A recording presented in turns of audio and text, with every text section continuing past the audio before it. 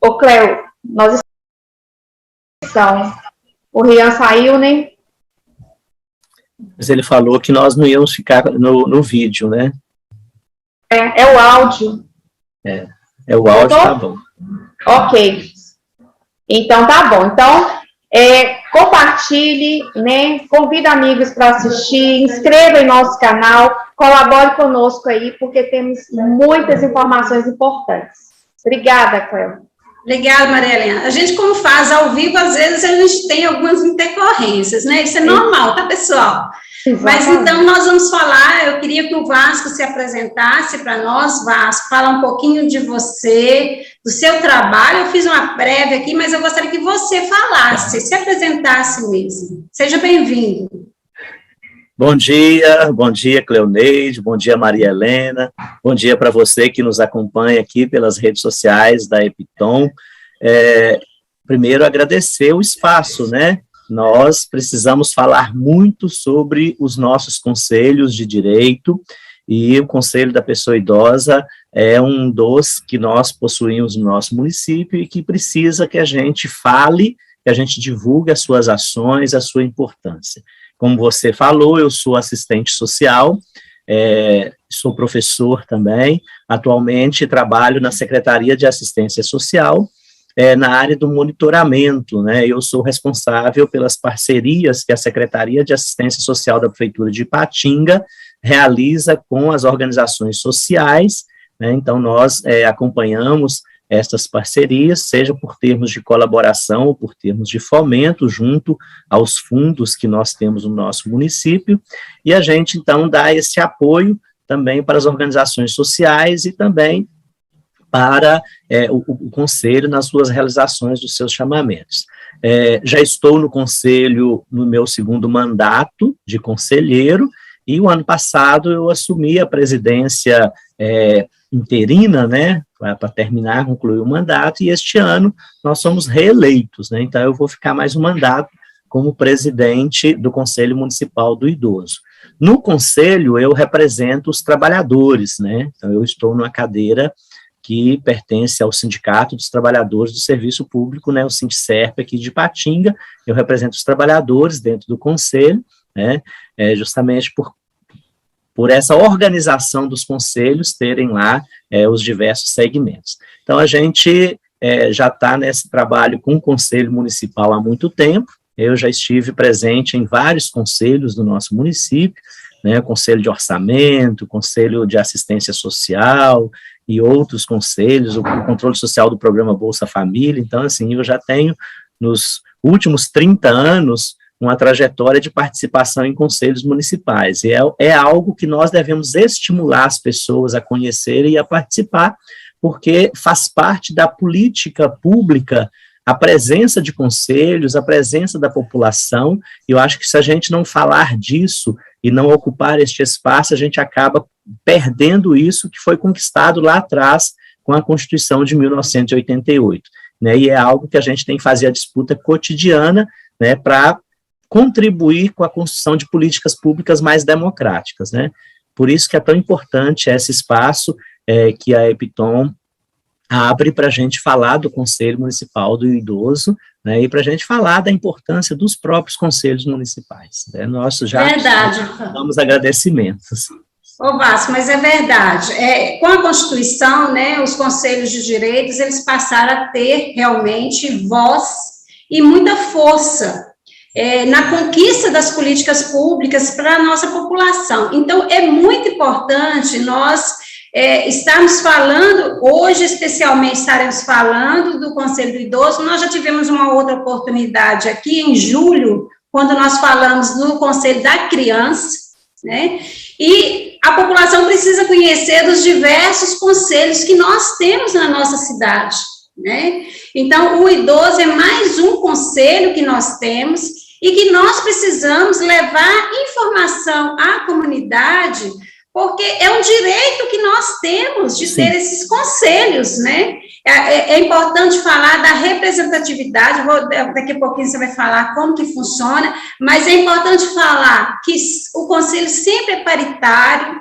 né? A gente precisa da comunidade participando, trazendo as demandas dela, para que o Conselho possa, então, articular e que possa, então, buscar essas políticas públicas. Eu conheço você do Conselho da Assistência Social, já há algum tempo que a gente participou junto lá do Conselho da Assistência Social, então, realmente, a sua luta aí com o Conselho já não é de agora, já é de um bom tempo, né? Mas falando especialmente, então, sobre o Conselho do Idoso, ô Vasco, como que é formada, como que é composto o Conselho? Pois é, o nosso Conselho do Idoso, ele já tem lá 10 anos, né, de existência, né, a lei é de 2012, é uma lei de 2011 do Fundo e a lei do Conselho de 2012, e normalmente os conselhos, eles são paritários, né, então, e a forma dessa paridade, ela pode ser tripartite ou bipartite. No caso do Conselho do Idoso, é bipartite, então 50% é constituído por sociedade civil e 50% por representantes do governo. Então, nós temos 50% indicações de diversas secretarias que cuidam da política municipal para idosos, né? Então, assistência, saúde, educação, várias secretarias municipais, 50% do conselho. Os outros 50% representam a sociedade civil, então nós temos ali alguns segmentos importantes, né? Nós temos cidadãos idosos, né, pessoas idosas que participam, né, que possuem cadeira, nós temos entidades, organizações sociais que possuem cadeiras, né, representando os diversos serviços, né, as organizações sociais que lidam, que trabalham no dia a dia com a pessoa idosa, nós temos representantes de universidades, nós temos representantes da Ordem dos Advogados, então a gente tem essa paridade entre governo e sociedade civil, dentro da sociedade civil, diversos segmentos que cuidam e que trabalham na área da pessoa idosa. Né? Isso é para que todos os segmentos tenham cadeira e sejam a voz da pessoa idosa lá dentro do conselho. Por exemplo, eu estou lá como representante dos trabalhadores.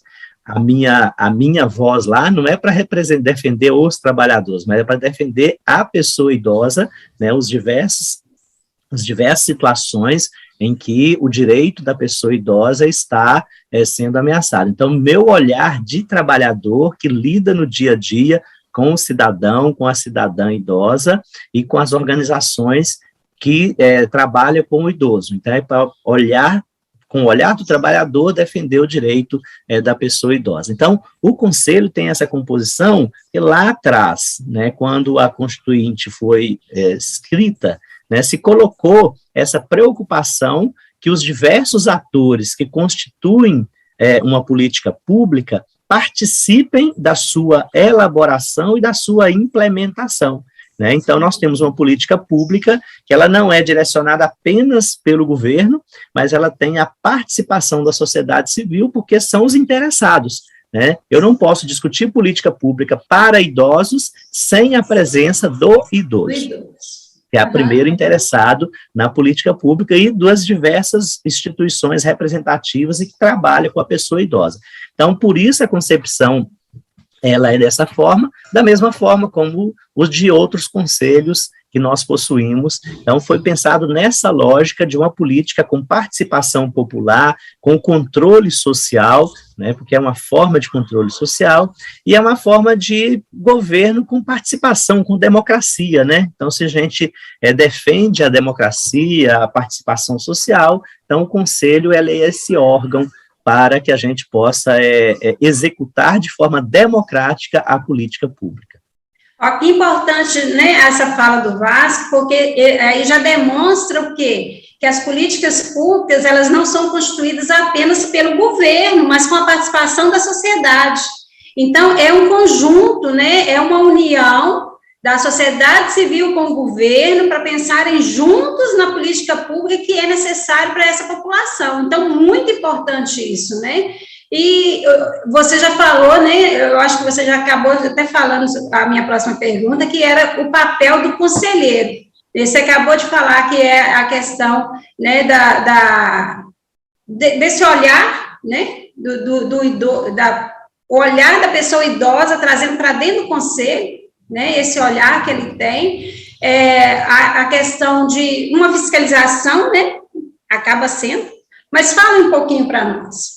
Pois nós temos lá conselheiros que representam os diversos segmentos. A gente corre o risco de achar que a gente vai defender o único segmento, né? Por exemplo, eu vou defender só o lar, e não é isso, né? Quando o conselho é constituído, e aí vale para todos os conselhos, não apenas o conselho do idoso, quando os conselheiros estão ali, né, aquela cadeira representa um segmento, mas o foco do conselho é a pessoa idosa. Então, o conselheiro tem um papel de articular o segmento, né, de trazer os elementos daquele segmento que ele representa para dentro da discussão daquela política pública, daquela ação que está sendo implementada, da mesma forma que os representantes do governo, né? Então, se é uma discussão relacionada à assistência social, então você tem representantes da assistência social, mas você tem a interface com as demais secretarias. E aqui fora, na sociedade civil, você tem as entidades que representam, que estão lá e que são também da área da assistência social. Então, o conselheiro, ele traz a expertise daquele segmento que ele representa, é o conhecimento que ele acumula, que aquele segmento acumula, que a prática que aquele segmento acumula, para junto discutir uma política social, uma política pública para a pessoa idosa, ou avaliar se uma política está sendo bem eficaz, bem efetiva. Então, se nós estamos discutindo uma política pública que está sendo implementada, então você tem diversos atores ali, você vai ter diversos olhares, diversas avaliações, né, para fiscalizar se aquela ação ela é efetiva ou não. Porque se a gente identifica que não é, né, então a gente vai buscar o rumo novo para que ela tenha efetividade. Então, os conselheiros, eles representam os diversos segmentos neste sentido, para ter essa pluralidade, né, porque as ações, elas não são únicas, né, elas são transversais, então elas perpassam por diversas políticas sociais, elas estão alinhadas com diversas políticas sociais, e a gente, então, tem que ter os diversos olhares, e também, principalmente, o olhar do usuário, né, no caso do Conselho do Idoso, a pessoa idosa que está ali, para ele dizer também da impressão da pessoa idosa sobre aquilo que está sendo discutido. Porque é muito complexo a gente discutir uma coisa sem os interessados. Isso nós não podemos fazer isso, né? Então, os diversos conselheiros têm essa importância. E a gente até fala que é muito difícil escolher conselheiros, né? Porque a gente sabe da importância do conselheiro, sabe do papel que ele tem, muitos acabam não assumindo essa importância, né? Muitos acabam não assumindo este papel, e aí tem que ser substituído, ou tem que ser trocado. Então, assim, o papel do conselheiro, ele é fundamental para que o conselho funcione. O conselho só funciona se os conselheiros participam. E é de relevância pública, né? Então, um trabalho de relevância pública, a gente está ali trabalhando. No momento que eu estou lá, conselheiro, é um momento que eu estou trabalhando também. É um momento de trabalho, né? Então, não é nada fora, é um momento de trabalho, e a gente tem que se dedicar da mesma forma como a gente se dedica ao trabalho que a gente realiza. Por isso que é fundamental termos bons conselheiros capacitados, né, e se eles estão chegando lá novinhos, a gente capacitá-los, a gente promover formação, estudo, para que ele consiga desempenhar bem o seu papel, que é de relevância pública. E como nesse caso, Vasco, aproveitando esse gancho, como que faz a seleção desses conselheiros? E já temos uma pergunta aqui: quantos conselheiros tem o Conselho do Idoso? Então, aí você poderia já fazer as duas Sim. respostas. O nosso conselho, nós somos 24, né? A gente tem metade, 12, 12, né? Então, aí, o governo, normalmente, o governo municipal indica. Vamos dizer, trocou o governo municipal, aí o novo governo indica os conselheiros representantes daquelas secretarias. Ao longo do ano, houve troca de pessoas dentro do governo, aí você tem que nomear novamente o representante daquela secretaria. Então, a gente tem que ficar muito atento, né? Vagou ali alguém do governo, então o governo tem que indicar e recompor aquela parte, né? muitas vezes nós acaba não tendo uma participação efetiva dos membros do governo. Então, a gente tem que pedir a substituição, pedir para indicar gente mais comprometida. Então, é assim que funciona a parte do governo. Eu acho que isso aí, Vasco, eu acho que isso aí é geral em todos os conselhos, né? Que a gente passa por isso em todos os conselhos. É importante, né? Puxar a orelha do pessoal. Puxar a orelha, né? Porque são os representantes governamentais indicados pelo prefeito. Isso.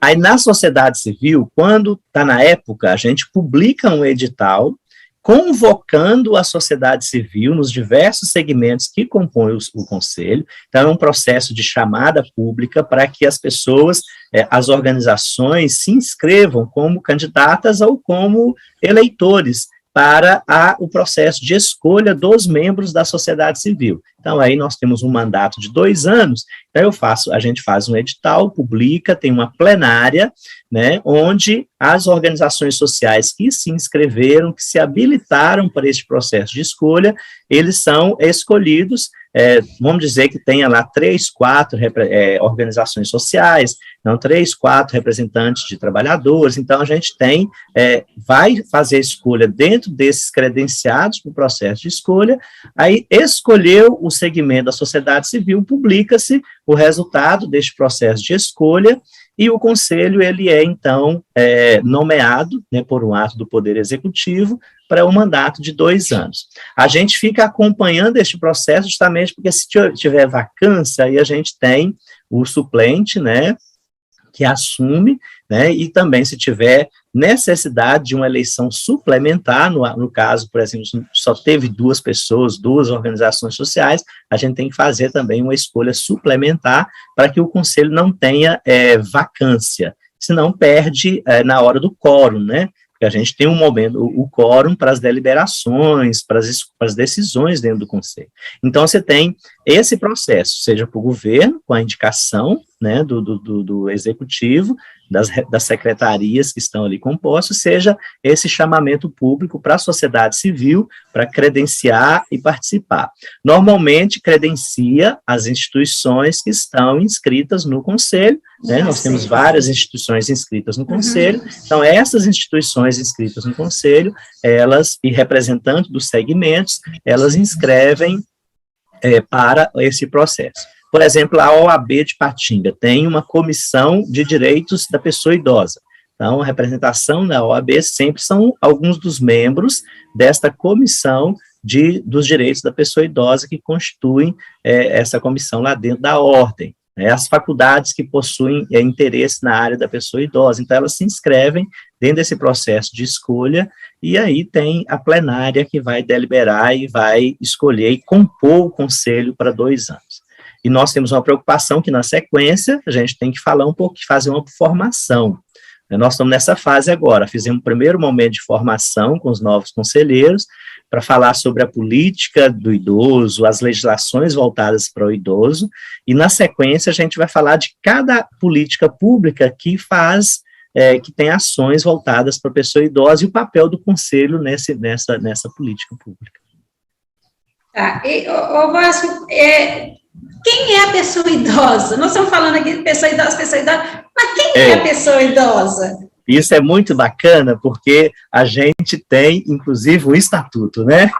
Eu acho que as pessoas, mas idoso, porque o povo fala velho, é idoso, isso tem vários nomes, né? Mas quem que é a pessoa idosa? A gente tem que a pessoa idosa é acima de 60 anos, né? Então, assim, a pessoa que chegou a 60 anos ou mais, ele é idoso. Então, o nosso Estatuto do Idoso descreve lá, e aí a gente tem, o engraçado que a legislação ela é até muito estranha e controversa nesse aspecto. Por exemplo, você tem a pessoa idosa acima de 60 anos. Você tem algumas garantias que são para o idoso que tem 60 anos ou mais, mas você tem outras garantias que é para o idoso acima de 65 anos ou mais. E agora, com as reformas de previdência, você tem outras coisas que são de 65, 70 anos para frente. Então, a pessoa idosa é quem passou dos 60, né? E aí nós temos os idosos velhos, que é aqueles que passaram dos 90, né? Porque as pessoas vivem muito mais hoje, então você chega a fase idosa aos 60, mas você tem mais longos anos pela frente. Então, aí você tem vários outros segmentos, e os direitos, alguns são garantidos para 60 anos, outros para 65, e alguns outros é quando você realmente se aposenta, né? Então, aí a gente não sabe o dia, né? Se é 63, 64, 68, ou uma aposentadoria compulsória aos 70. Então, o idoso é essa pessoa. E a gente tem isso, muitas pessoas, mas será que eu já posso? Será que eu já tenho direito? Então, tem que observar bem qual é o direito que a pessoa está querendo acessar, se é para 60 ou se é para 65, né? Porque algumas legislações é para 60, outras legislações é para 65 anos, né? Isso é muito importante, mas as legislações específicas tratam disso. E a gente fala, então, dessa pessoa, aí todas as pessoas acima de 60, porque o Estatuto do Idoso, o direito da pessoa idosa não é para um público específico, é bom que se diga isso, né, gente? Porque a pessoa idosa não tem corte, né? Passou de 60 anos, é pessoa idosa. Passou de 60 anos, o direito é da pessoa idosa, então não tem muito corte, não. Algumas políticas é que falaram, até aqui tem um corte de renda, até aqui tem. Então, mas, assim, o Estatuto fala da garantia de direito da pessoa idosa nas diversas áreas a partir dos 60 anos, né? Algumas coisas é que delimitam, né? Mas, no geral, não. Então, daqui a algum tempo, nós estamos chegando lá, né? Chegou aos 60 anos, nós estamos já garantidos lá como pessoa idosa. Vai demorar um pouquinho. Nós temos até conversado sobre isso aqui, sabe, Vasco? A gente tem até conversado sobre isso aqui, que talvez o Brasil precise rever essa questão da pessoa idosa de 60 anos, viu? Então, quando a gente melhora a condição de vida, a saúde, aí a gente vive mais. Então, Então, é porque a nossa perspectiva hoje de vida é muito maior, né? Então, assim, o diagnóstico, né, Maria Helena, tem nos mostrado isso, a quantidade de pessoas nessa faixa etária de 60 anos são produtivas. Então, assim, extremamente, muito, né? Nós temos muito, a gente tem aqui números, assim, bastante importantes, que mostram que a gente vai precisar, o Brasil vai precisar rever essa questão da idade. Isso é muito a questão do investimento, né, Cleoneide? Por isso aí o papel dos conselhos, né, para falar do investimento. Se você tem um investimento maciço na saúde, na educação, na estrutura das cidades, nas condições de vida das pessoas, a pessoa chega aos 60 anos sem qualquer tipo de problema de saúde. Ele chega aos 60, aos 70, aos 80, é como se ele estivesse vivendo assim, sem qualquer outra preocupação. Mas se a gente não tiver um investimento pesado nas políticas públicas, na geração de trabalho, de emprego, na geração de renda, na saúde da população, realmente nós vamos ter idosos cada vez mais jovens e com mais problemas. E a gente quer o contrário, a gente quer idosos saudáveis e que vivam bastante, né, justamente com saúde. Então, a gente precisa... Ô Vasco, então vou te enviar um recadinho aí do diagnóstico, tá? Porque essa questão do idoso, muitos dos nossos entrevistados responderam o diagnóstico, né, porque estavam dentro da faixa etária, mas disseram assim, olha, eu vou responder o diagnóstico, mas eu não me considero idoso não, viu? Tá vendo? Então, já pode-se pensar, né, nessas políticas, né, nessa conscientização sobre o envelhecimento, porque é muito importante. E é muito bacana ter esse retorno, esse feedback, né, da população, porque elas estão se manifestando, né, porque muitos não querem ser chamados de idosos, né, outros não se sentem idosos, até não importa de ser chamado, não tem problema, mas não se sentem, né? Eu não me sinto idoso. Então, são questões que a gente precisa levantar, porque nós estamos acostumados a categorizar a idade, né, por idade. E não é nem biológico, esse número para a gente não faz a diferença, né? Para o ser humano em si não vai fazer a diferença, não. O que importa são as condições mesmo, as condições... Caiu dela lá. Então, ô Cleoneide, nessa linha que ela está falando, se nós temos investimento na saúde, investimento na educação, nas relações, as próprias pessoas vão começar a compreender o idoso como este sujeito de direito e que não é uma pessoa realmente que sem direito, que tem que ficar para escanteio. Aí é que é a questão. Sim. Até recente, nós não tínhamos a pessoa como pessoa de sujeito de direitos. Exatamente, Vasco. E hoje, né, a nossa população, e aí a gente percebeu isso também no diagnóstico, é que as pessoas querem participar, elas querem fazer, elas querem contribuir. Porque elas querem contribuir, sabe? Elas não estão... Elas querem... Olha, o resultado do diagnóstico foi super bacana. Eu acho que o diagnóstico vai ajudar muito o Conselho nesse direcionamento das ações que o Conselho, né, vai ter daqui para frente. Porque são políticas públicas que a gente vai precisar investir, porque a população está cobrando, entendeu? Eu acho que isso diz muito de quem nós somos, né? Se nós tratamos bem todas as etapas de vida, se a gente investe na criança e adolescente, investe na pessoa adulta, no momento da produção, que ela está ali trabalhando, que ela está construindo a sua vida, se a gente investe num processo de envelhecimento saudável, nós não vamos ter essa diferenciação. Então, assim, o investimento público e o investimento privado tem que ser direcionado para dar qualidade de vida para as pessoas. E a gente dá qualidade de vida com políticas públicas consistentes. Nós não podemos conceber uma cidade ou um país em que nós não temos um acesso com a saúde com qualidade.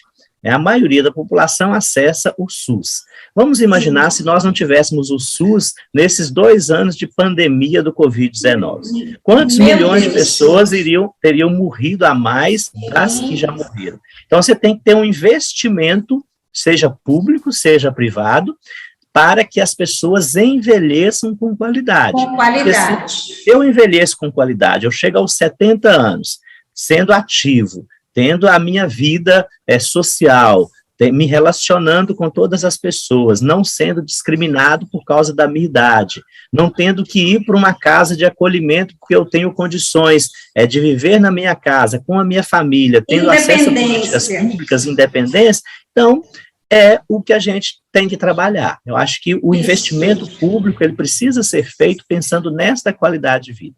Como a Maria Helena falou, a gente tem que deixar de categorizar.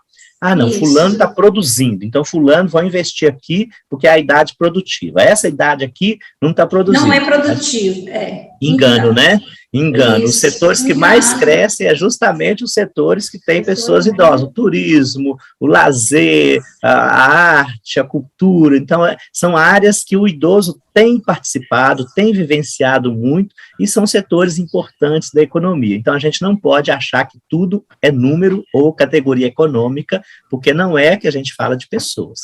Eu acho que essa conscientização ela tem que começar desde cedo, nesse trabalho com a sociedade, com todo mundo, para que a gente chegue à fase da pessoa idosa com qualidade de vida e da mesma forma como se nós tivéssemos 18, 19 anos de idade. Né? Mesmo porque, Vasco, o Brasil é um país, né, que, segundo a Organização Mundial da Saúde, segundo o IBGE, nós temos as pesquisas todas, é um país que está envelhecendo. Sim. E que daqui a alguns anos, né, a gente vai ter uma população idosa, um número recorde. Então, assim, a gente tem que começar a se preparar para este momento.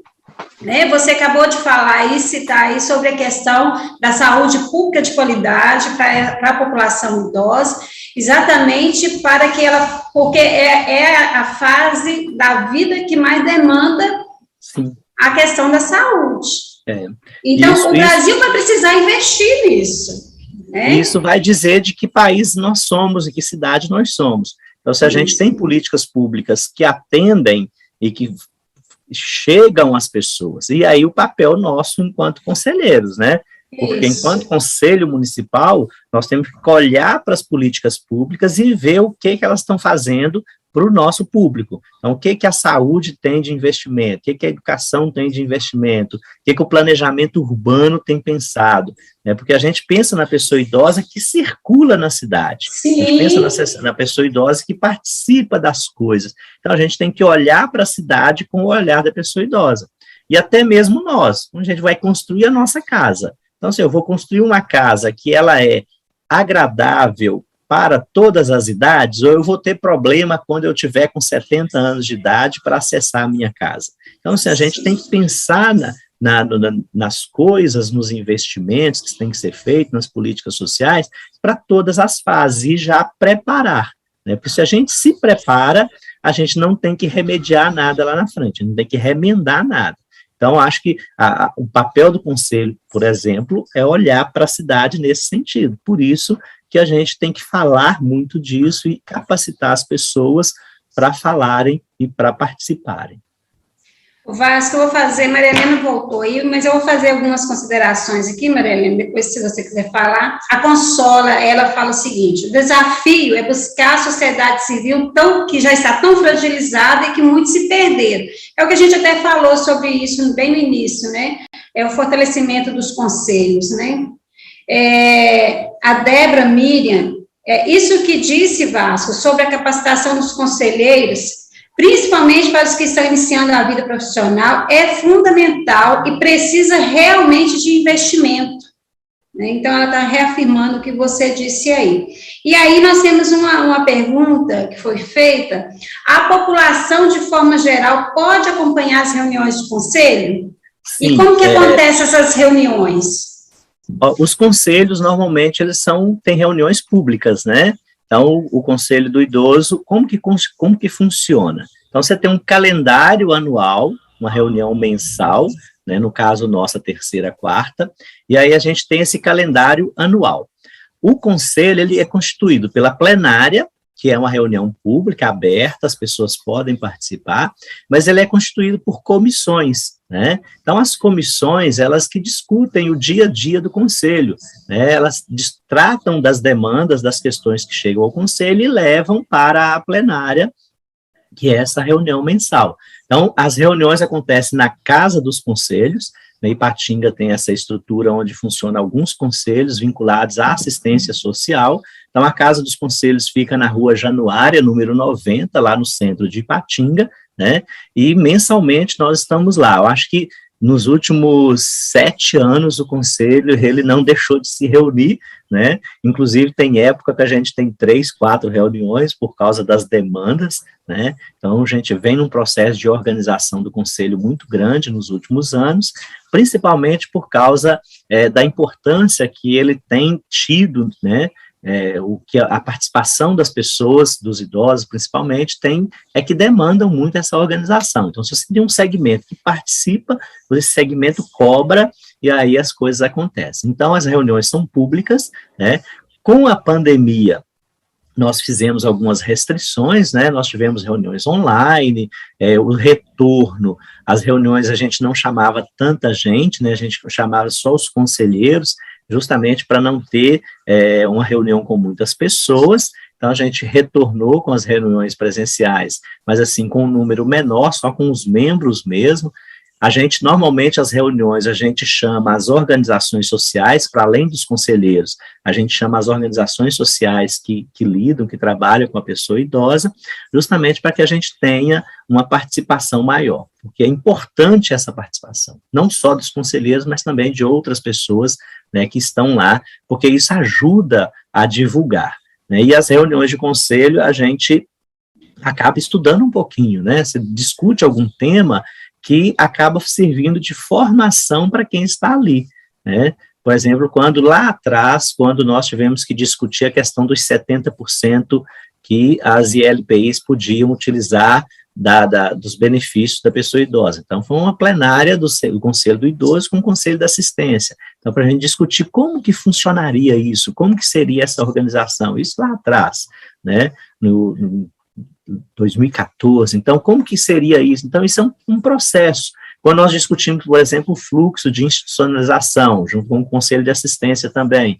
Então, assim, você vai discutir toda uma política social, as diversas fases que tem aquela política, para você implementar. Então, na própria discussão de algum tema, a gente acaba estudando muito. Então, são reuniões abertas.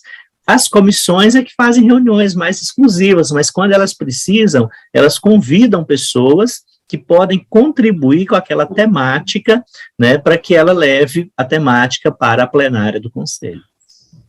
Então, a gente, né, precisa passar para a população a dinâmica que é, né, as reuniões, né, que são abertas à comunidade. Existem grupos de estudo, né, sobre determinados assuntos que precisam ser discutidos, tem esses grupos de estudo.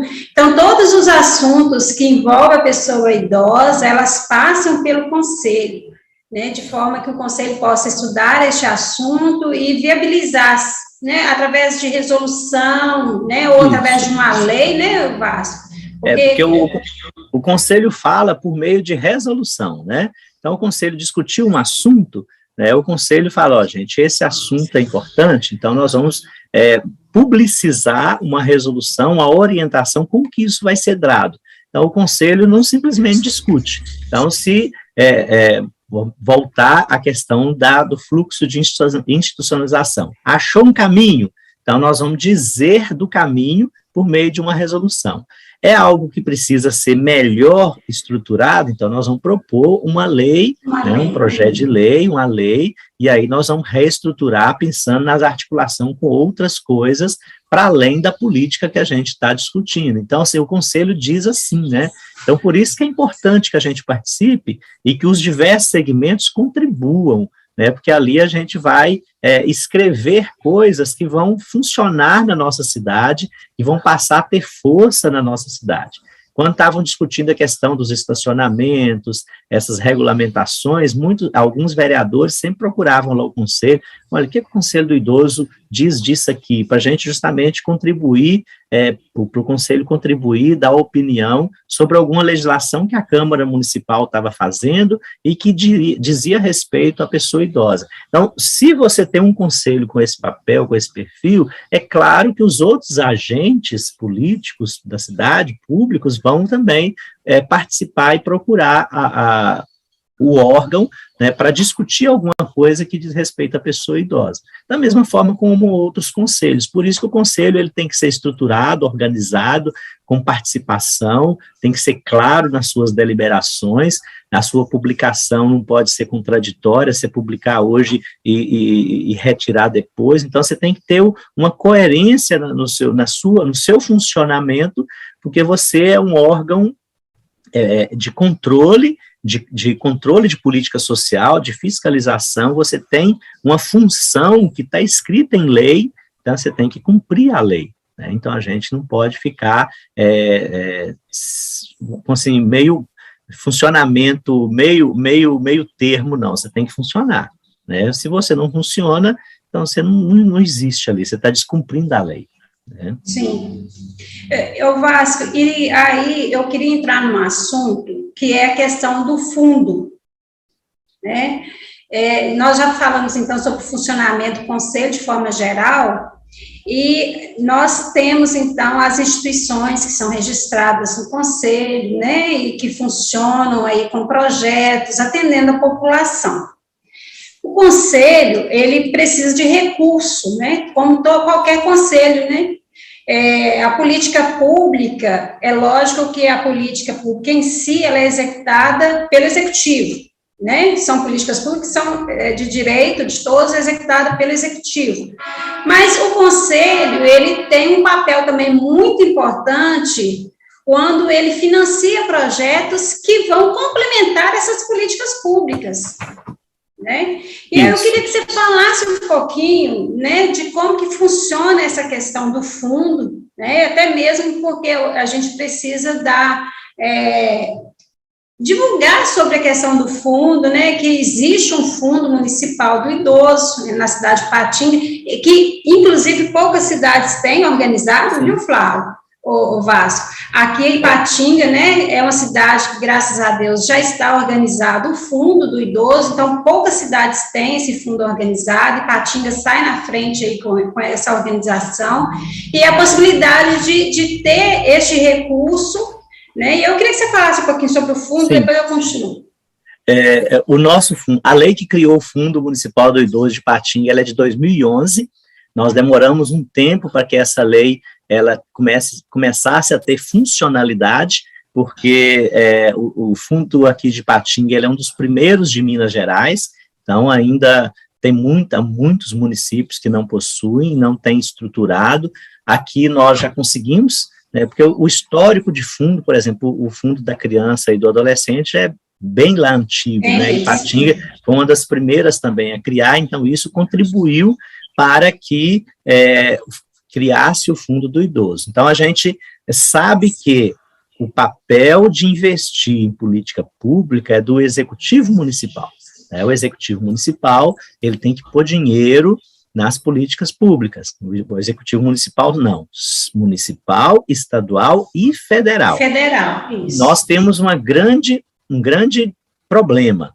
Então, você tem investimentos na saúde, na educação, em várias áreas, na assistência, mas só por exemplo, na assistência. Assistência, os investimentos vinham por segmentos. Aí, mas o segmento, por exemplo, da alta complexidade para idosos, não tem R$1.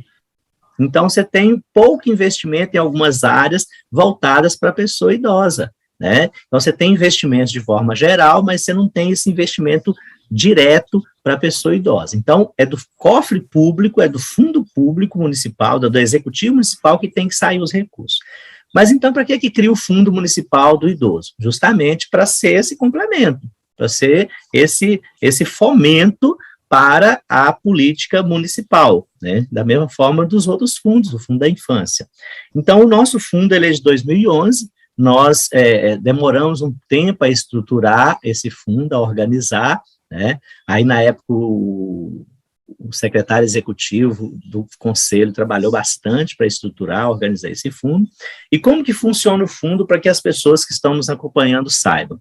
Então, nós temos um fundo, ele é uma conta própria, né, com o CNPJ próprio, né, cujo secretário é o controlador, né, é o ordenador dessas despesas, mas nenhum real pode sair desta conta sem a autorização do Conselho Municipal. O Conselho Através de resolução, né, Vasco? Através de resolução. Então, como que funciona? O Conselho discute, anualmente faz um plano de ação das as atividades do Conselho, de com que será gasto, o plano de aplicação de recursos. Então, isso tudo está vinculado, plano de ação do Conselho, plano de aplicação de recursos do Conselho, o orçamento municipal, então isso tem que estar tudo alinhado, plano plurianual, tudo alinhado, né, e tem recurso no fundo, vai ser utilizado, então o Conselho vai deliberar, vai publicar uma resolução com a utilização do recurso. Por isso que tem que estar alinhado tudo, o plano de aplicação, o plano de ação, o orçamento municipal e o plano plurianual, porque não pode estar desconectado nenhum desses instrumentos, porque senão a gente está descumprindo, a gente está usando recursos de forma indevida, a gente está descumprindo a lei, então a gente pode ser penalizado por isso. Então, publicou-se a resolução, o recurso pode sair do fundo municipal. Aí o ordenador, ele pode ordenar a despesa porque ela está autorizada por uma resolução do Conselho, né? E aí a gente, esses recursos do fundo são recursos também, podem ser recursos próprios do município, não só podem, como devem também, né, ser recursos próprios do município, mas são recursos de dedução de imposto de renda. Então, se você tem imposto a pagar, né, então você pode deduzir o imposto de renda para o Fundo Municipal do Idoso, e esse imposto de renda vai financiar políticas, projetos, programas e projetos no nosso município. As empresas também podem fazer a dedução, né? Tem toda uma cartilha orientadora que a gente divulga para falar de como faz essa dedução, Normalmente as empresas deduzem mais agora no final, né? Então, assim, até o início do ano, apesar de poder fazer isso ao longo do ano, mas agora no final do ano elas fazem, aí deduz esse imposto, compõe o recurso do fundo. O fundo, então, ele pode financiar os projetos. O Conselho, então, vai publicar um edital de chamamento público, né, e as organizações sociais que estão inscritas ali no Conselho podem apresentar projetos na linha que o edital tiver direcionando os recursos, né, aí elas podem apresentar uma proposta, né, de um projeto para captar esse recurso do fundo municipal. Então, aí esse recurso, ele vai financiar os projetos das organizações sociais aqui no nosso município, né? Isso é muito importante que a gente fale, porque o nosso fundo já tem algum tempo que a gente está financiando vários projetos, várias ações das nossas organizações sociais, inclusive o diagnóstico elaborado pela Epitom, um recurso que vocês conseguiram, né? Então, eu acho que é muito importante isso, né, porque a gente está até alterando as nossas legislações para facilitar outras formas de captação de recursos, né, porque a legislação tem que ser atualizada para a gente poder fazer isso de forma legal, né. Então, a entidade captou o recurso no fundo, ela vai executar aquele projeto. Aí, o fundo, né, o conselho, vai acompanhar a execução desse projeto, né, seja por monitoramento, né, ao longo do ano, ela vai monitorar a execução desse projeto, se os recursos estão sendo utilizados, se está alcançando o objetivo, o objeto que foi proposto, né, e também lá a Prefeitura, a Secretaria de Assistência Social vai monitorar por meio do recebimento de prestações de contas, de avaliação do relatório de cumprimento de objeto, para a gente garantir que o dinheiro do fundo seja utilizado da melhor forma possível. É um recurso público, então a gente tem que zelar por esse recurso público, né? Então aí funciona mais ou menos nessa dinâmica, né, para que a gente, e a gente tem que falar disso, porque as pessoas não sabem, né, a gente tem que falar disso, que as pessoas não sabem, é importante. E Vasco, é tão importante falar sobre isso, porque muitas pessoas acabam fazendo destinação de recurso delas para fora da cidade, tá? Por exemplo, tem programas aí que eu não vou citar nomes aqui, né, mas existem programas aí na televisão que fica, né, pedindo para você doar, e aí você doa, você não está vendo o resultado do seu dinheiro doado, porque é fora da sua cidade. E enquanto que nós temos aqui os conselhos municipais, temos os projetos no município, e que as pessoas poderiam doar para a sua cidade, né? Então, é importante falar sobre isso, porque todo mundo pode fazer a sua dedução no imposto de renda, a pessoa física pode destinar até 3% do seu imposto de renda, né, desde que faça a declaração completa, e todas as empresas que têm a tributação por lucro real podem destinar até 1% do seu imposto de renda para o fundo da sua cidade. Então, é importante divulgar isso, porque você pode acompanhar as ações do seu município, está mais perto, né? Como que a gente tem feito, né? A gente, anualmente, o Conselho, ele realiza uma atividade de prestação de contas, né, que a gente apresenta todos os recursos, todos os projetos que foram financiados pelo Fundo Municipal do Idoso, a gente faz uma plenária que as instituições que estão utilizando recursos vão lá fazer a apresentação desse projeto, justamente para publicizar a prestação de contas. O ano passado nós tivemos uma dificuldade por causa da pandemia, então nós fizemos a plenária em julho, né? Então nós já vamos organizar agora uma próxima plenária, justamente porque é a forma do Conselho prestar contas para os doadores, né? A gente tem conseguido um volume de recurso muito importante para a política pública de Ipatinga e também para a sociedade, né? Então, a gente divulga como que está sendo utilizado o recurso, como que está sendo feitas as prestações de contas. Agora, a partir da Lei 13.019, o município ele tem que disponibilizar os portais de transparência, né? Então os recursos são as prestações de contas, depois que elas são aprovadas, elas ficam no portal de transparência da prefeitura, então as pessoas podem usar lá. Os recursos do fundo, normalmente são termos de fomento, né, que a gente fomenta alguma ação, algum programa, algum projeto, né, então a diferenciação vai ser assim lá no portal. Os de fundo é termo de fomento, os da secretaria em si são termos de colaboração. Então isso para você que for acessar o portal, então tem lá os termos de fomento do Fundo Municipal de Idoso, que a gente já tem financiado já nos últimos anos, e assim, isso tem contribuído muito com os projetos aqui no município. Por exemplo, a questão dos laudos de bombeiro, que é algo caríssimo, e que a gente não consegue financiamento para isso. Então, a gente, por meio do fundo, nós temos financiado ações dentro das ILPIs, e elas todas já estão aí com seus laudos de bombeiro, a estruturação para vigilância sanitária, agora soltou uma RDC nova do Ministério da Vigilância Sanitária em nível nacional.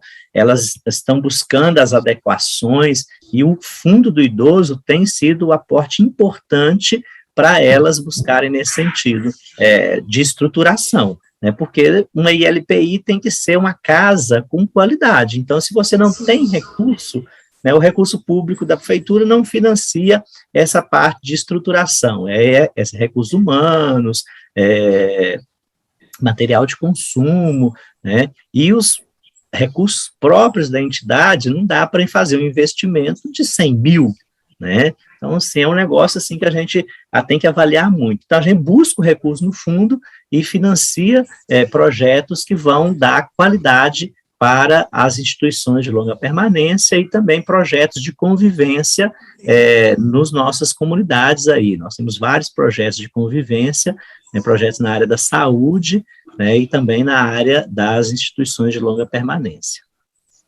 É muito importante falar sobre isso, porque a gente precisa dizer, né, para a comunidade, para todos que estão nos assistindo, a seriedade do conselho, né, dizer que é tão sério que o conselho é fiscalizado pelo Ministério Público também, né? Isso é importante dizer, porque, assim, pode parecer que o conselho está fazendo aquilo que ele quer. Não, de jeito nenhum, né? Os conselhos têm uma responsabilidade muito grande em cumprir a lei. O Vasco acabou de falar aí que toda vez que vai fazer uma resolução tem que se pensar em todas as leis, aquilo que não está contradizendo, né, com a lei federal, com a lei estadual. Então, é importante dizer que todos os conselhos, eles passam também pela fiscalização do Ministério Público. Então, né, todas as ações, a utilização do recurso que nós acabamos de falar, que o Vasco acabou de dizer aqui, é também fiscalizado pelo Ministério Público. Né? Sim, então, tem que ser dito isso. O procedimento, até para que todos saibam, se nós temos recurso no fundo, né, nós publicamos ali um edital de chamamento público. Então, assim, o edital de chamamento público, ele traz todos os requisitos para acessar o recurso, todas as etapas necessárias para acessar o recurso, toda a documentação. Por exemplo, se a instituição não tiver com as certidões em dia, com suas contas em dia, ela não consegue acessar o recurso. Então, a gente já vai cercando, porque a legislação fala disso, né, a lei 13019, as legislações de parceria da prefeitura, dos fundos com as instituições, elas falam disso. Então a gente tem que seguir todo esse procedimento, e depois a gente ainda tem que seguir os procedimentos de prestação de contas, todo o processo de transparência, de utilização dos recursos. Sobrou recurso em conta, esse recurso volta para o dinheiro, esse dinheiro volta para a conta do fundo. Então, que a gente tem que ficar atento, né, porque nas gestões municipais tudo pode acontecer, a gente sabe disso, então a gente tem que ficar vigilante nesse processo de prestação de contas e também de devolução de recurso para a conta do fundo municipal, porque o dinheiro saiu de lá, então ele tem que voltar para lá. Então a gente tem que fazer esse acompanhamento, e é importante que as instituições elas não deixem de vigiar as suas documentações, porque se ela é inscrita no conselho, ela quer buscar recursos, não só no fundo municipal, mas também outros recursos estaduais e federais, porque ela pode fazer isso, então a gente tem que vigiar essa documentação. Então a organização social tem que estar atenta. Da mesma forma como o fundo, né? O conselho tem que estar atento. Se o conselho não tiver regular, inscrito junto ao conselho estadual, inscrito junto ao conselho nacional, de forma regular, ele também não consegue captar, né, porque o nosso fundo municipal, ele pode receber recursos do fundo estadual e do fundo nacional do idoso. Então, aí, mas ele tem que estar com toda a sua documentação, com todo o seu processo de prestação de contas em dia. Então, isso é muito importante, né, porque a gente tem que garantir esse funcionamento. Aqui em Patinga, a gente tem uma secretária executiva, né, então, tem uma técnica de nível superior, que é a secretária executiva e que garante o funcionamento pleno do conselho, essas questões todas. Tem município que, infelizmente, eles não têm secretaria executiva que funcione nesse aporte aos conselhos. Em Patinga, nós temos uma cidade um pouco mais estruturada nesse aspecto, então, da mesma forma lá do que o da criança e o do adolescente, lá no Conselho do Idoso, a gente tem uma secretaria executiva que apoia essa estruturação e que faz esse papel de acompanhar o funcionamento pleno do Conselho para que a gente cumpra as legislações. E que é extremamente necessário, né, a figura desse secretário executivo em todos os conselhos, né, assistência também tem, né, porque ajuda a ter, assim, mais qualidade o trabalho, né, Vasco? E também é uma pessoa que está ali em contato direto, tanto com os doadores, quanto com as instituições que estão registradas ali. Então, assim, é fundamental ter essa pessoa, né, essa secretaria executiva lá. Sim. Você quer falar? Não, pode continuar. Eu queria trazer um outro assunto aqui, eu queria até envolver Maria Helena. Tenho algumas perguntas que eu vou fazer daqui a pouco. O assunto é muito extenso, sabe, Vasco? Porque... Realmente. Mas, então, assim, a gente vai tentar compilar aqui os dados. Mas nós percebemos, aí a Maria Helena pode falar um pouquinho, nós tivemos algumas situações no diagnóstico, que já vou trazer para você, que é a questão da violência à pessoa idosa. Maria Helena, eu queria que você comentasse um pouquinho sobre o diagnóstico, sobre o resultado que a gente teve, e até mesmo para ser embasamento de uma outra pergunta que eu vou fazer daqui a pouquinho, que a Marcilene nos mandou. Marcilene nos mandou uma pergunta que eu acho que tem tudo a ver sobre essa pergunta aí, da violência. Fala para nós sobre a violência apontada no diagnóstico. Então, foi um trabalho, assim, né, de muita cautela. Então, assim, graças, né, ao acompanhamento, né, as reuniões, a importância da comissão nos conselhos, né, Vasco, nós tivemos a comissão aí de acompanhamento do diagnóstico. Então, assim, a partir dessas reuniões, a partir dos treinamentos, os nossos pesquisadores, eles tiveram, né, a possibilidade de ouvir dos idosos situações relacionadas à violência, né, a violência intrafamiliar, a violência financeira, né, a violência nas ruas em relação ao preconceito. Então, eles também relataram isso. Nós tivemos situações aqui que nós tivemos que encaminhar, né, Cléo, situações para, né, tomarem as providências. Então, isso foi algo, assim, que realmente nos preocupou, né, e está aí mais como uma proposta também de intervenção, de atuação aí junto ao Conselho em relação a projetos. E nós tivemos situação de violência sexual, nós tivemos essa questão, violência física e abandono. Então, nós tivemos relatos, né, de idosos que relataram situações de abandono e que denunciaram também casas vizinhas, né? Porque a gente sabe que a violência, ela é muito difícil para ser relatada. Então, nós tivemos relatos que acontecia na casa do vizinho, né? que aconteceu comigo, mas quando meu esposo era vivo. Então, nós tivemos também situações desse tipo. E a violência financeira, e os famosos golpes e apropriação de cartão, né, de benefício. Então, são situações, assim, realmente preocupantes e que nos trouxe essa preocupação em relação a projetos voltados para essa área também, né? Em relação ao preconceito, nós tivemos relatos de preconceito em idosos que estavam buscando possibilidades de trabalho.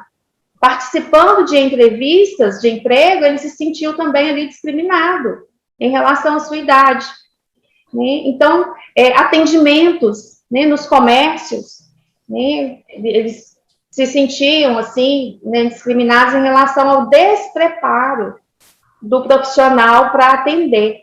Então, são realmente, assim, a gente está falando, né, dessa questão dos idosos mais ativos, mais, né, atuantes, e realmente estão, e nós precisamos aí rever essas questões, né, de como nos posicionar junto a essa população.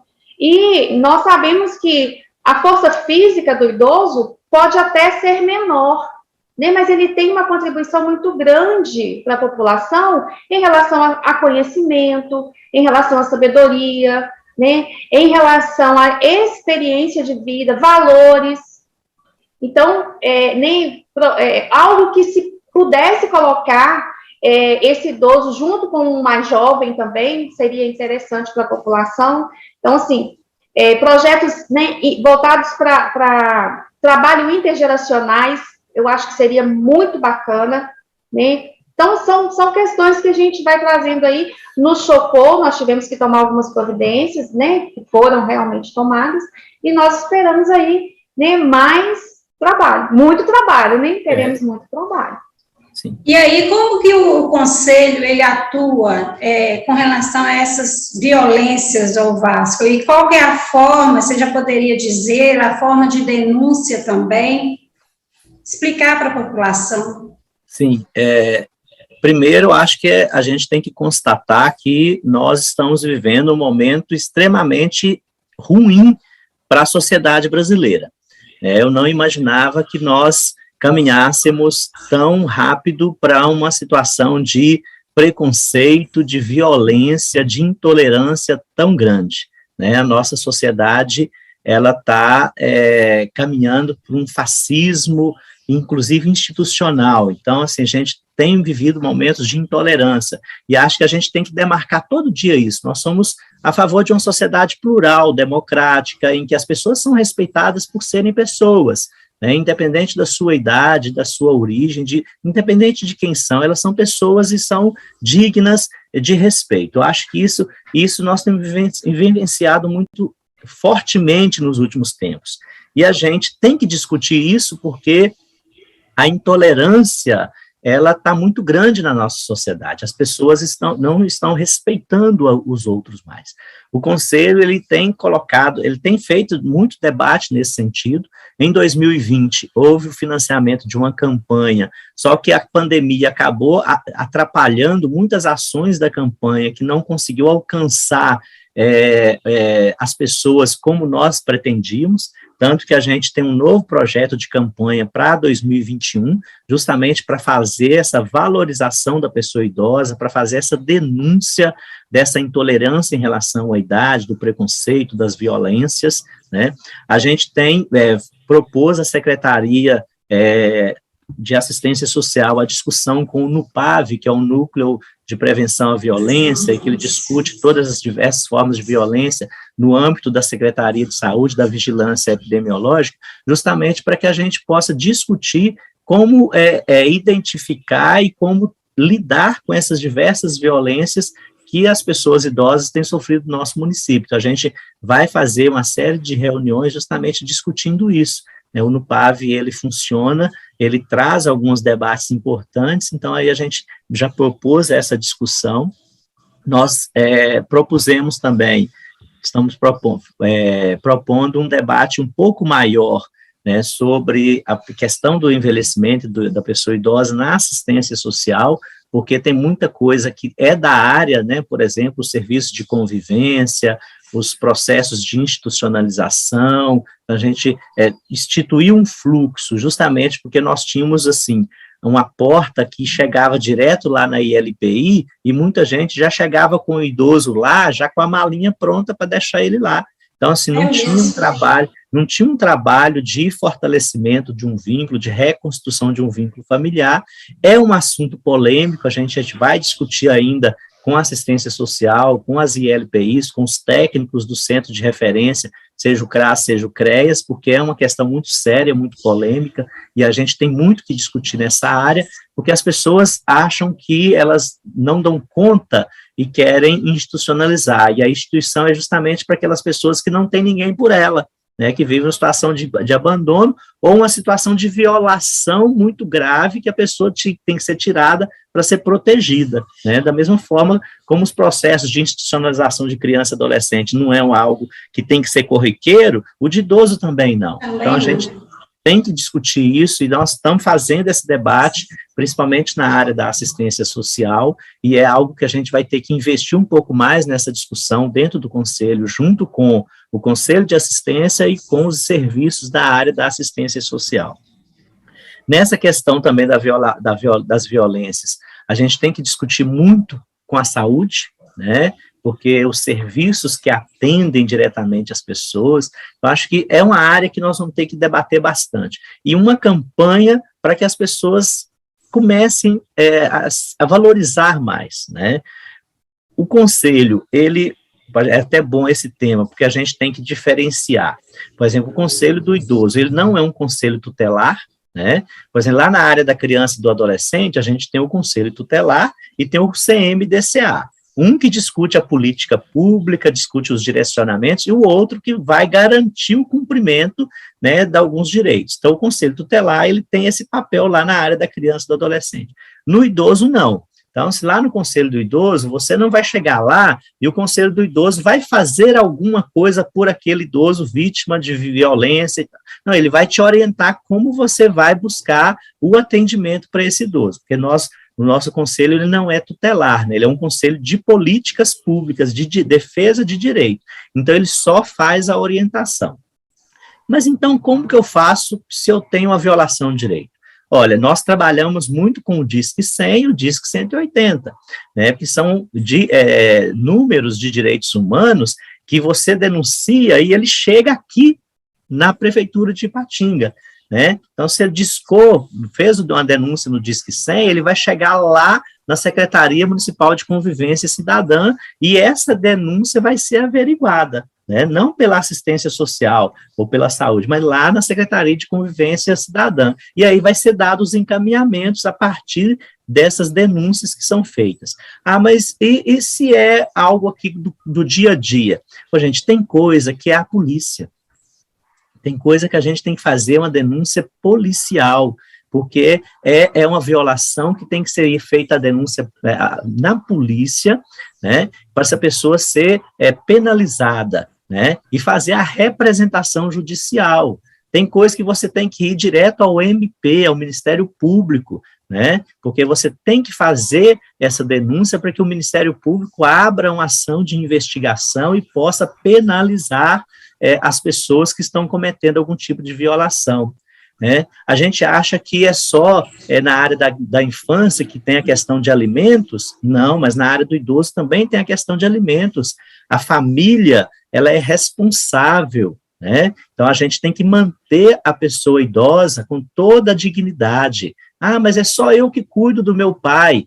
Você pode chamar os seus irmãos, sua família, e se eles não quiserem, você pode fazer uma ação judicial na área e você ter ali o juiz obrigando esses seus irmãos a ajudar você. Então, isso tudo tem que ser colocado, porque as legislações são claras nesse sentido, para que a gente saiba buscar. O problema é que muitas pessoas cuidam sozinhas, porque, mas e as relações familiares? Ó, gente, se a pessoa não cuida do pai ou da mãe, você tem que obrigá-la a cuidar, né? Então, acho que tem muita coisa que a gente ainda não discute, né? Então, a gente tem que falar, as pessoas têm que começar a ver a pessoa idosa como pessoa que tem direitos e ela tem que buscar a garantia desses direitos. Então, o Conselho trabalha muito nessa orientação.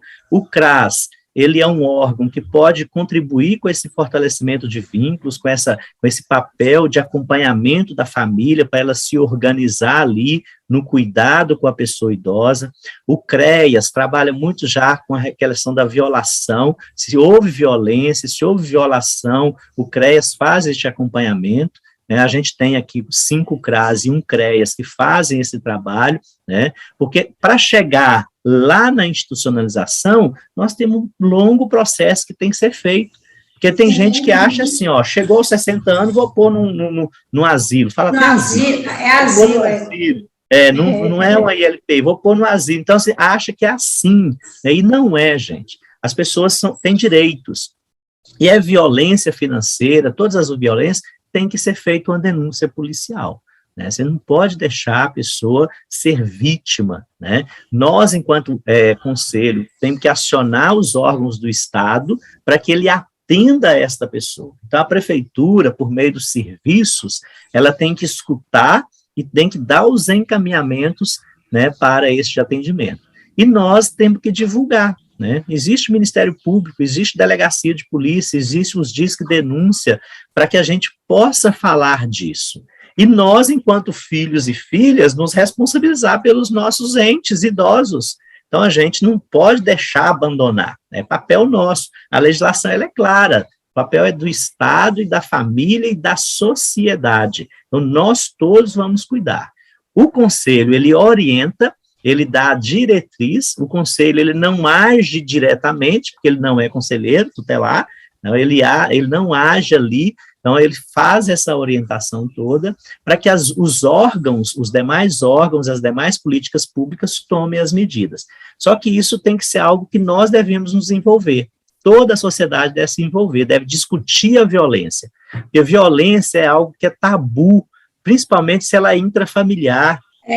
Violência contra criança e adolescente, contra idoso, é muito tabu. A gente tem que falar disso, tem que apontar o dedo, pôr o dedo na ferida para que as coisas não aconteçam mais, né? E a gente cobrar do município que as políticas públicas atendam estas pessoas. É importante, Vasco, isso aí, né, que você está falando, porque nós também tivemos relatos disso, que às vezes o idoso, ele se queixava, né, do abandono, da solidão, mas ao mesmo tempo protegia o seu filho, porque ele está muito ocupado, porque ele trabalha muito, porque ele tem a família dele, né, enfim.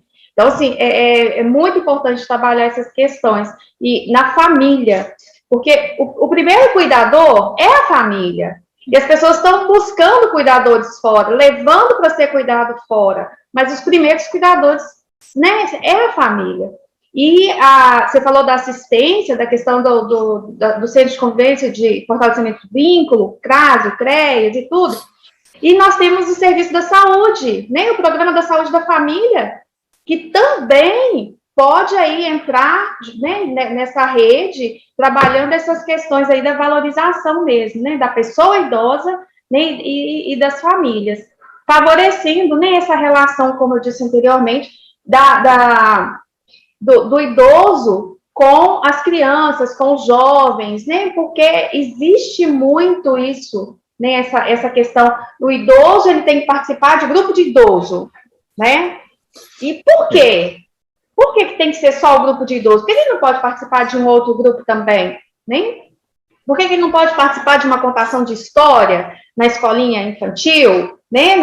Então, são situações que a gente vai trazer esse idoso, né, para se sentir ali importante, sentir, né, atuante, e vai favorecer as relações, né, de geração para geração aí. É muito bonito, gente. Eu sou dessa área, né? Não tem jeito de ficar olhando aí o que a gente pode fazer, né? Como que a gente pode fazer com pouco recurso, mas a gente consegue, porque a gente vê muito o olhar para alta complexidade, né? Para aquele serviço de emergência. Mas o que está sendo feito ali na base? O que está sendo feito ali, né? Para que não se chegue, né, a um serviço mais complexo. Então, nosso olhar precisa ser voltado para esse momento. Eu sempre coloco que a assistência social, a saúde, ela tem mecanismos para essa prevenção. Por exemplo, a gente tem bons serviços de convivência, né? Os nossos grupos de idosos nos bairros, eles são cheios, né? Você tem na área da saúde as academias, os grupos lá dentro do NASF, então você tem várias organizações que trabalham com esses grupos, isso é prevenção, porque as pessoas, elas começam a discutir um pouco mais, a trabalhar um pouco mais, a abrir um pouco mais a cabeça para outras lutas que ela precisa de fazer, inclusive para evitar a violência, né? Então, a gente precisa disso, e a assistência social, ela é o caminho para se discutir isso, né? Os diversos grupos de idosos que nós temos são os caminhos para a gente discutir isso, até para se evitar a institucionalização, que é um último caso, né? O último caminho. As pessoas, infelizmente, pensam que é o primeiro, só que esse é um debate muito duro, muito difícil, né? Porque nós ainda vivemos numa sociedade do descartável, então não me serve, eu vou descartar. Né? Tipo a questão da violação financeira. Motivo, só interrompendo, esse é um motivo, tá? Que também apareceu nas pesquisas do idoso não gostar de se chamar de idoso, porque tem uma conotação de velho. Você falou isso. Por isso, por exemplo, a gente tem situações em que a família está com o idoso ali, mas ali tem uma aposentadoria, tem um benefício, então, mas adoeceu que seja, ele já não quer mais, né? Porque não é assim que funciona. Então, se é da família, a gente tem que cultivar o cuidado e a defesa dessa pessoa justamente para que ela fique com a gente mais tempo, né? Por isso que o Estado ele tem que entrar, né? Seja na fiscalização, na criação de estruturas para as denúncias, da avaliação das denúncias e também na penalização, né? O problema é que não chega no judiciário a penalização dos agressores, de quem viola, né? Então, se chega no judiciário, o judiciário tem que penalizar quem viola o direito, quem agride. Então, eu acho que a gente tem que trabalhar muito esse processo ainda, porque é o mais difícil, porque falar de violência, de violação, é o mais difícil, porque normalmente ela está dentro de casa, né? Ela começa dentro de casa, no seio familiar, e vai se estendendo para as pessoas próximas daquele idoso. Eu preciso fazer a pergunta da Marcilene. Ela fala o seguinte: o trabalho intergeracional é extremamente importante. E, Vasco, já existe alguma discussão sobre o centro-dia em Ipatinga?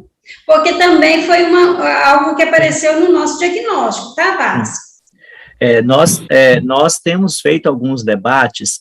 O centro-dia, ele é um equipamento que ele é multiprofissional, né? Nós temos centro-dias na área da assistência social, que é de assistência social, é para idoso e para pessoa com deficiência. Em Ipatinga, nós não temos centro-dia, né? Porque o centro-dia a pessoa pode ficar lá durante a manhã, durante a tarde, diversos serviços de assistência, de saúde, né? Da questão física, né? É um equipamento que está sendo discutido, mas como é um equipamento extremamente caro, ele ainda não foi implementado, né? Nós temos os serviços de convivência para idosos, né, que não são centro-dia, eles duram 1 hora, 2 horas, né, porque o serviço do centro-dia pode ser uma manhã inteira ou um dia inteiro, mas nós ainda não chegamos neste nível, né, nós ainda não temos, mas a discussão está sendo feita. São Caetano do Sul é a referência em termos de centro-dia para idosos, né, porque você imagina um serviço que tem assistente social, tem educador físico, tem serviço de psicologia, serviço de terapia ocupacional, tem várias outras coisas, e as pessoas podem ficar ali e fazer várias atividades, e isso vai ser preventivo em relação à violação de direitos, à violência, e também isso é muito produtivo para a área da saúde da pessoa, né? É o que a gente precisa caminhar, nós temos que caminhar para isso, né, para que a gente não tenha que ter instituições de longa permanência, para a gente não ter acolhimento. Porque a família, o idoso fica sozinho dentro de casa, acaba tendo um processo de adoecimento, acaba tendo vítima de outras violações. Então, se você tem um espaço que esse idoso pode participar, isso eu acho que isso é curativo, né, e mantém ele ativo para a vida toda. Então, é uma discussão que está sendo feita, mas nós não temos perspectiva ainda próxima não, viu? O problema todo é esse, que se discute, mas a perspectiva próxima, ela é difícil. É uma perspectiva distante, justamente por causa do nível de investimento, né? Então, a gente tem que pensar que o investimento que se faz agora, ele é vantajoso para o futuro, mas as pessoas não pensam assim, né? O poder público, ele não trabalha nessa lógica, e nós tivemos uma redução de orçamento público para políticas sociais, né? Nós tivemos, em 2016, a PEC do teto dos gastos, né? E se congelou, inclusive reduziram-se os investimentos para projetos na área social. Agora se fala em romper o teto dos gastos no ano pré-eleitoral, no ano de eleição, fala-se em romper esse teto, mas o teto foi em 2016, aí o investimento ele caiu, na área da assistência social caiu em torno de 70%. Então, porque, assim, se você... Vasco, é tão triste, porque, assim, a gente vê que a gente tem um percentual definido na legislação para custear a saúde, um percentual definido para custear a educação, e, infelizmente, a assistência social, ela fica à mercê do governo federal, estadual, né, ou até mesmo municipal, de acordo com o que tiver, né, assim, se não tiver, não investe, porque, assim, fica à margem, a gente não tem uma legislação específica para a área da assistência social, o que é muito ruim para nós. Isso. E aí você tem essa limitação dos gastos, com a PEC do teto dos gastos, você tem uma redução orçamentária muito grande. Se, por exemplo, a gente tivesse 2% do orçamento para a área da assistência social, a gente dobrava o atendimento. Só para vocês terem ideia de qual é o nível. Então, assim, tem lugares, em Minas Gerais, por exemplo, tem muito tempo que o investimento não é nem 0,3%. Sim. Eu não estou falando nem de 1%, é 0,3%. Então, assim, aí você tem em nível federal uma redução de 70%. Aí a perspectiva para os próximos 6 anos é de redução dos investimentos por causa do teto.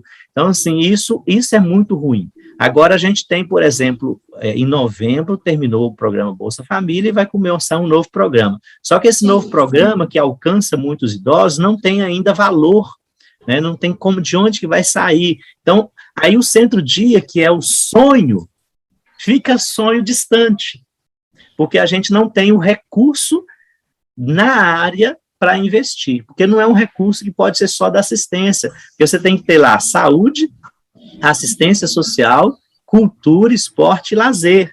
Então, você tem várias políticas públicas dentro de um equipamento. Por exemplo, nós temos um limitador na área da assistência. As ILPIs, a assistência social financia. Só que a assistência social financia um determinado quadro de recursos humanos. Aquele quadro de recursos humanos que não é da área da assistência social não podem ser pagos. Então, aí você tem os limitadores. O centro-dia é um equipamento que nós precisamos discutir para ontem, mas só que nos recursos da assistência social nós temos uma série de limites para pagar esse equipamento. E é um equipamento que a gente precisa. Ipatinga caberia aí uns 5 centros-dia, né, tranquilo, e ainda sobraria pessoas na fila de espera. O Vasco, mas é uma discussão que a gente precisa fazer, né? A gente está caminhando para o final, mas eu preciso falar sobre isso, mesmo porque eu acabei de falar que a perspectiva da Organização Mundial da Saúde, a perspectiva do IBGE, a perspectiva da ONU é sobre o envelhecimento. Sim. De forma geral, o mundo está envelhecendo, mas o Brasil ele está acompanhando assim a estatística de forma surpreendente, que não precisava estar acompanhando tanto, mas ela está acompanhando, assim, caminhando muito de perto dentro das estatísticas que foram postas por esses órgãos que eu citei. Então, se faz necessária essa discussão com urgência, porque nós vamos ter uma população em Ipatinga, a previsão é que em 2023 a gente tem um percentual aí perto de 16% da nossa população já na idade idosa. Então, tem que se pensar, assim, políticas públicas para a população idosa na perspectiva desse envelhecimento. E aí eu queria falar aqui que nós estávamos falando sobre um determinado assunto e sobre uma determinada política pública para a área da criança e do adolescente com um promotor. E esse promotor, e eu falei que era um sonho nosso, na época a gente estava discutindo a questão da escuta especializada para vítimas de violência sexual. E eu falei que era um sonho nosso ter um centro de atendimento. E esse centro era exatamente onde tinha vários equipamentos funcionando junto para se fazer apenas uma escuta, para não revitimizar a criança. E ele virou para mim e falou assim, olha, o sonho, quando é longo demais, custoso demais, ele se torna pesadelo. Torna pesadelo. Então, a gente precisa pensar em abreviar este sonho com discussões, levando conhecimento, né, à população, principalmente aos nossos legisladores, né, para que eles possam perceber a real necessidade que nós temos deste equipamento na nossa cidade, né? E eu acho, Vasco, que o diagnóstico vai ajudar muito, muito mesmo, nessa perspectiva de construir políticas públicas para essa população idosa, porque os números são muito relevantes, a gente vai apresentá-lo, né, agora em dezembro, já está marcado, mas os números são muito relevantes e precisa-se ter um olhar diferenciado para essa nova realidade que nós temos. E aí a gente vai precisar encerrar, né, eu não quero abusar da sua boa vontade, mas eu queria fazer uma pergunta antes da gente encerrar. Quais são os principais desafios que, a seu ver, o país, a nossa cidade, né, vê a população envelhecer a um ritmo nunca visto antes? Olha, o grande desafio, eu acho que não é um grande, são vários, mas eu penso que um dos desafios que são importantes é a gente,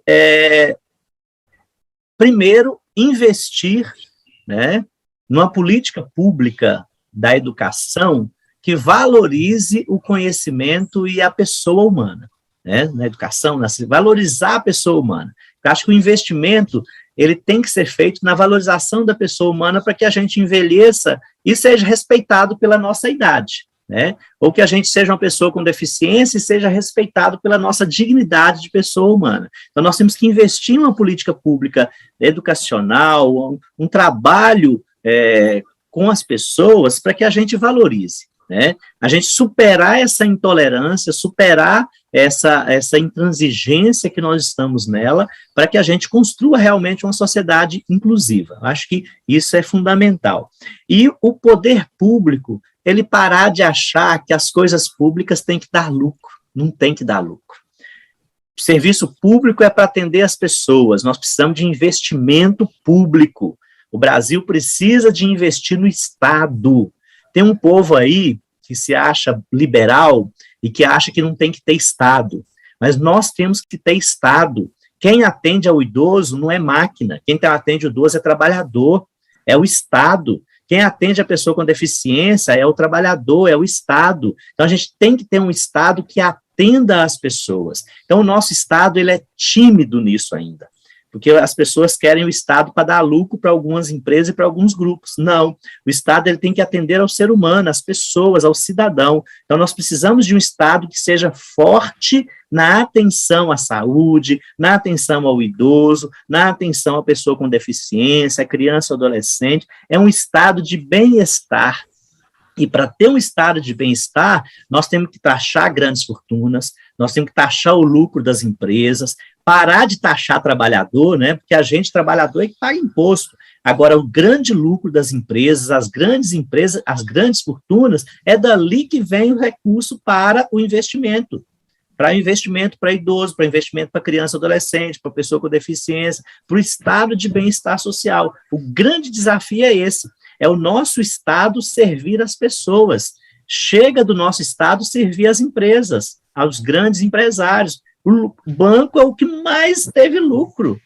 Tem lucro. Já imaginou? Se todo esse lucro fosse investido em pessoas? Então, acho que o desafio é fazer isso, né, ter um Estado forte que atenda as pessoas, investir em políticas públicas, investir nas pessoas, na valorização da pessoa humana. Isso é fundamental.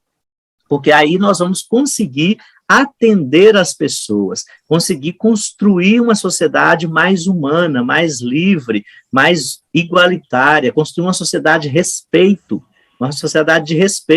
que as pessoas se respeitem. Infelizmente, nós estamos caminhando ao contrário. Então, eu também acho que a gente tem que sonhar muito, mas sonhar próximo. A gente sonha grande, mas não sonha o próximo, um sonho que a gente consiga realizar. Por exemplo, nós estamos investindo agora num projeto de atenção em domicílio para pessoa idosa. É um projeto financiado pelo fundo, né, que a nossa intenção é justamente assim, você começa o projeto financiado pelo fundo e a Secretaria de Assistência assuma depois o serviço, né, porque a gente não pode ter um serviço que encerre. Então, você começa o investimento. Talvez a gente faça assim com o Centro-Dia também, né, Cleoneide? A gente começa o investimento no Centro-Dia e depois a Secretaria, a Prefeitura assume. Então, assim, a gente tem que sonhar com esse Estado que abrace o cidadão e a cidadã e dê à sociedade o investimento necessário, porque senão aqui nós vamos padecer muito. E a gente sabe muito bem que sem recurso público não existe política pública. Então, a gente precisa disso. Eu acho que desafios são esses pontos que eu elenquei, e também a participação cidadã. Precisamos das pessoas participar nos conselhos, nas instituições, lá no bairro, nas pastorais, nos movimentos, para que a gente possa fazer essa sociedade funcionar, essa sociedade do bem viver funcionar, porque é com as pessoas que a gente constrói. Com as pessoas participando juntos é que a gente constrói. Ótimo, Vasco, excelente. Eu tenho, assim, várias pessoas aqui, Vinícius Ferreira, muito bom, Eliana Pereira, gratidão pela iniciativa, Consola, a experiência vale muito, Marcilene, verdade, Cleoneide, a política da assistência fica mendigando recursos, infelizmente, o desmonte das políticas públicas, principalmente da assistência, é o pior possível.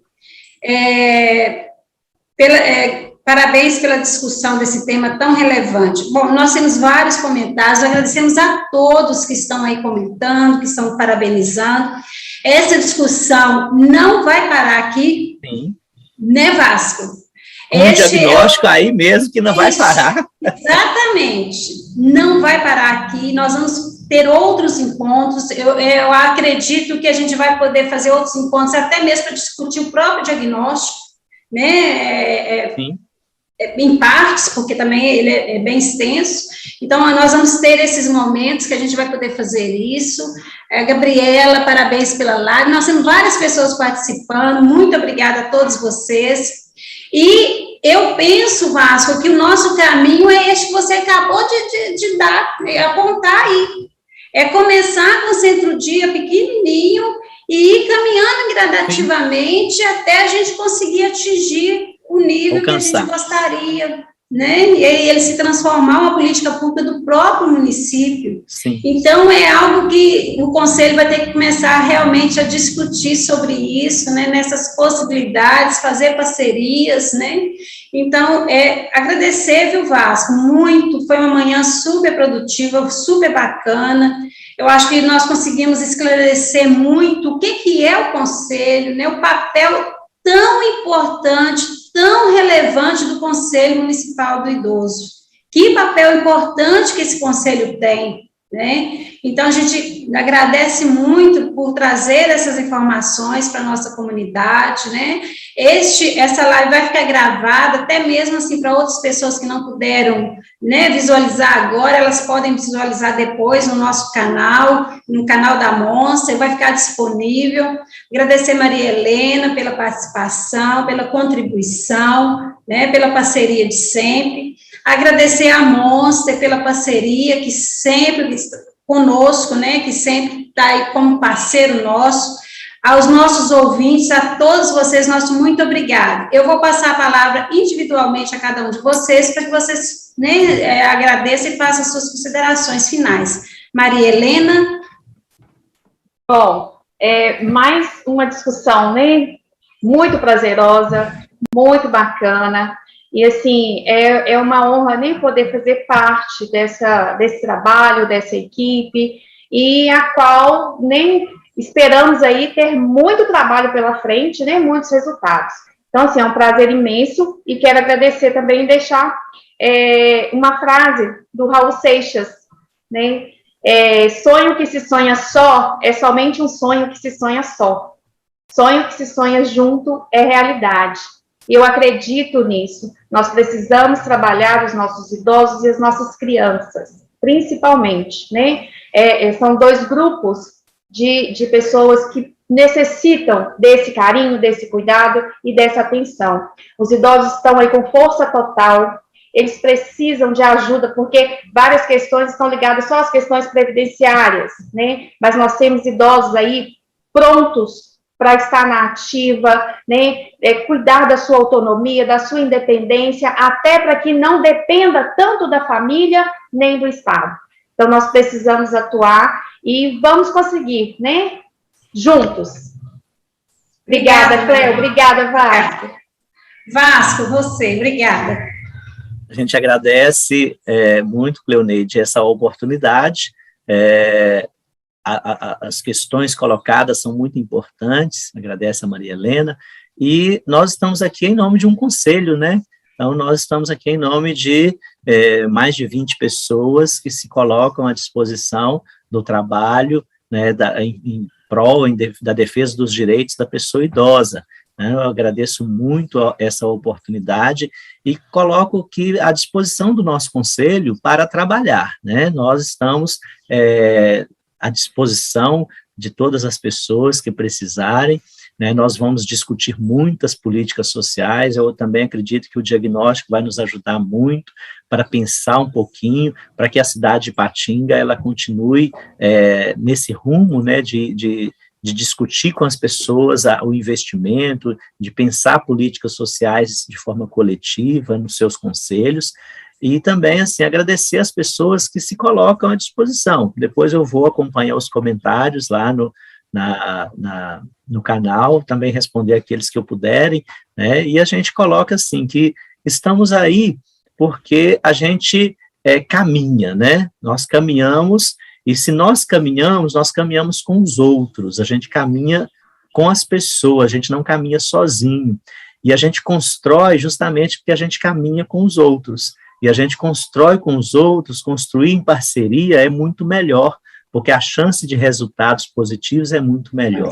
A gente agradece muito e se qualquer coisa, a Zilma está lá na Casa dos Conselhos, né, no 3829-8435. A Zilma está acompanhando a gente também. Isso, é só fazer contato, né, lá na Casa dos Conselhos, né, e a gente está à disposição. Muito obrigado, né, e até a próxima.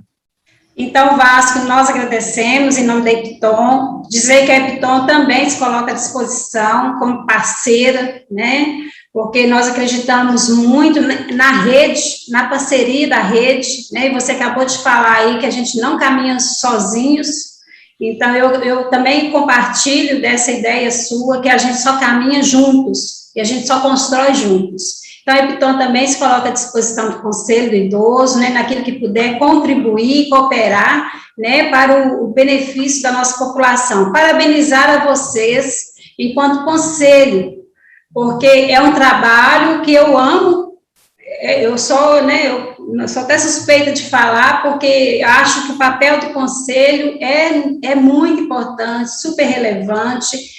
Parabenizo a todos os conselheiros que se dispõem, porque não é um trabalho fácil, diga-se de passagem, é um trabalho que precisa ser de dedicação, de estudo, né? Então, não é um trabalho tão simples, né? Então, parabenizo a todos vocês que se dispõem a fazer esse trabalho voluntário, porque vocês não recebem, nós esquecemos de falar isso, né, durante a live, não né? recebe.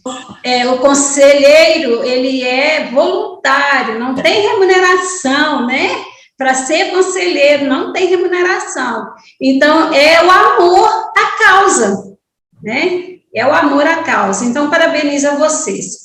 Pessoal, nós estamos encerrando e agradecendo por essa manhã, por vocês estarem conosco.